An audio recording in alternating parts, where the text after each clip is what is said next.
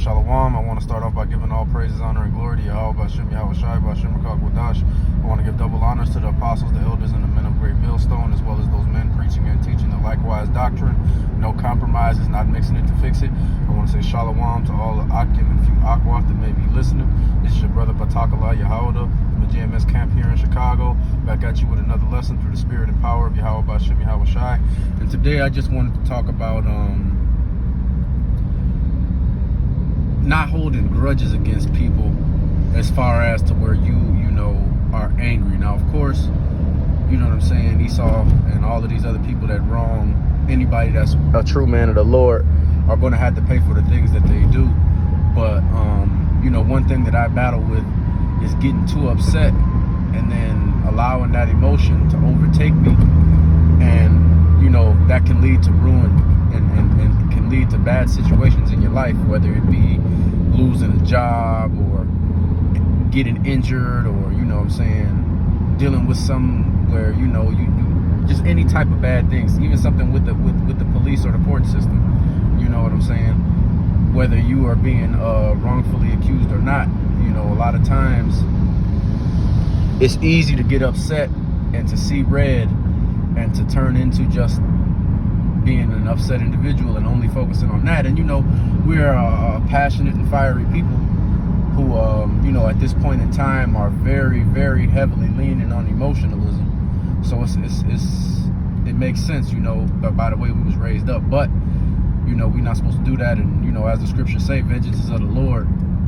And and also the scriptures also say that you're supposed to take tribulation with great cheer, even though in the moment it may not seem great while it's happening, roughly paraphrasing.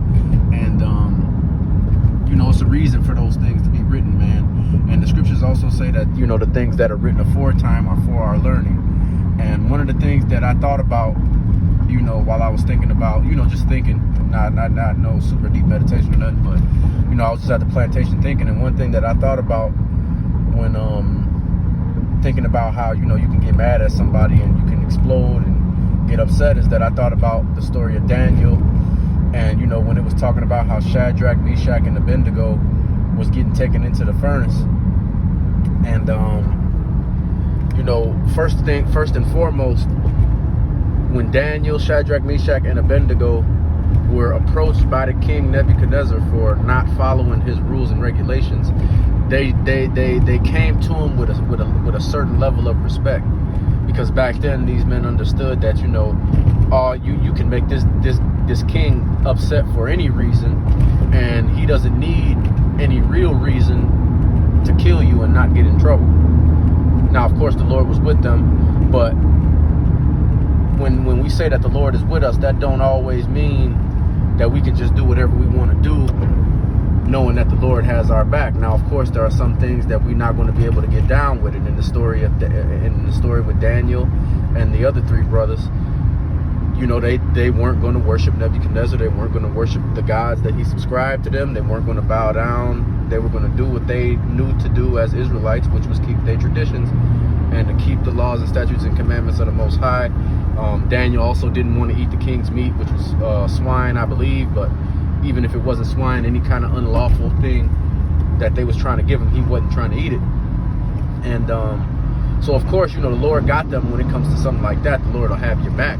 But that don't mean that, okay, well, I know it's against the law of the Lord to do certain things, and since this person is compelling me to do these things or be put to death, I'm going to disrespect this person now and then expedite my getting put to death.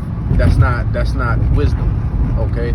The Lord having their back not only proved in the ultimate conclusion with what happened, but it proved that the Lord had their back, because when they had to approach the king, the Lord put the spirit on them to be humble and to understand, like, yeah, be careful, this guy will kill you and will not have to pay any price on earth for doing it. Okay, now, of course, the Lord is going to end, everybody pays the price that the Lord deems fit for the things that they do in the end. But what I mean is that Nebuchadnezzar could have killed those men and there wouldn't have been no problems. All right, he'd have had to wait till the Lord, for him to get punished, it had to wait on when the Lord decided to do it, not you just murdered these guys and now you going to jail type of punishment. Okay, so But another parallel that I drew from that scenario is that when Shadrach, Meshach, and Abednego were being taken into the furnace, the king commanded, it was either one or two, I believe it was two of his men, his two best men that he had, and he commanded them to walk these dudes into the furnace and make sure that they went in there. And you know, if we take a parallel and we go and look at today and how this story pertains to today, we can look at Nebuchadnezzar as the elite of these Edomites and other nations that are ruling the planet, making all the laws, etc. And we can look at Daniel, Shadrach, Meshach, and Abednego as members of the hopeful elect. Really, those are members of the elect. At least Daniel is, for sure, I know. As far as the other three, you know, they held it down and didn't fold for Nebuchadnezzar either. So, you know, just me speaking as a man, and, you know, it's probably other proofs in the scriptures that would prove it. But for this moment right now, when I'm driving and I can't verify that or call somebody to answer the question directly, I'm just going to go out on a limb as a man and say Daniel for sure is a member of the elect, and those other three brothers as well are members of the elect based on, you know, how they held it down. But once again, I may be right or wrong there. As far as the other three, I know Daniel for sure is one of the elect though. And so those four brothers represent the elect, and then those security guards, they would represent your everyday, not just Edomites, because there are Jakes, there are people of all nations that are pushing forward the agenda of this wicked society.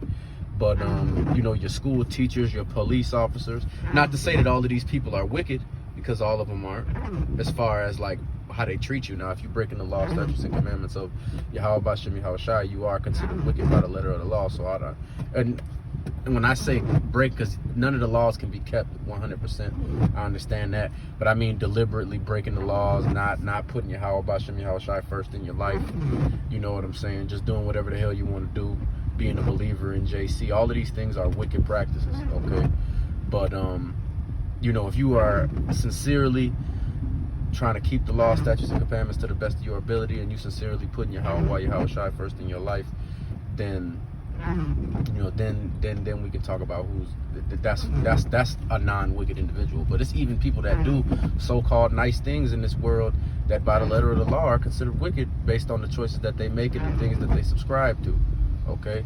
But nonetheless, all of these people that you may have gripes with, because understand something, man, we as people in this ministry, and hopefully the elect men of the Lord, most of us, if not all of us, are not in a position to be interacting with these elites like Nick Rockefeller and people like that. You know what I'm saying? And Jacob Rothschild. We're not interacting with these kind of cats, man, because they've separated themselves from society for the most part. So yeah, we got gripes about the policies and the things that they lay down, and, you know, those things will be paid for. But as far as really holding personal grudges with individuals, these would be the type of people you would be holding individual grudges with for doing you wrong, are akin to these security guards that was walking them into the furnace. Now, as we know, ultimately those brothers was taken into the furnace, and the spirit of Yahweh Shai ended up visiting them in the furnace and protecting them. But those security guards, they didn't have the same luxury. They didn't have the same privilege to make it through that. Okay? And that's all of these people who are forwarding your afflictions here today, even if they're not ruling members of the elite, because like I said, Nebuchadnezzar represents the ruling individuals. I would even say that these politicians, etc., represent these security guards that ushered these men into the furnace as well, because they don't have any real power. They're just individuals who are put in your face, and they're instructed to guide you to your destruction, which is what those security guards were instructed to do by Nebuchadnezzar. Guide these three into that furnace so that we make sure that they go in there and they die. Okay? So when we holding grudges, man, we really got to think about stuff like that. When we getting upset with everyday Tom, Dick, and Harry Edomites, we got to think about that. Anybody though, like I said, you don't have to be an Edomite to be one of these individuals that's a quote-unquote guard or a security guard, or one of these individuals that sent these brothers into the furnace. If I'm not mistaken, these Babylonians were Cushites anyway. So those two men that took them brothers into the furnace and got smoked wasn't even really Edomites.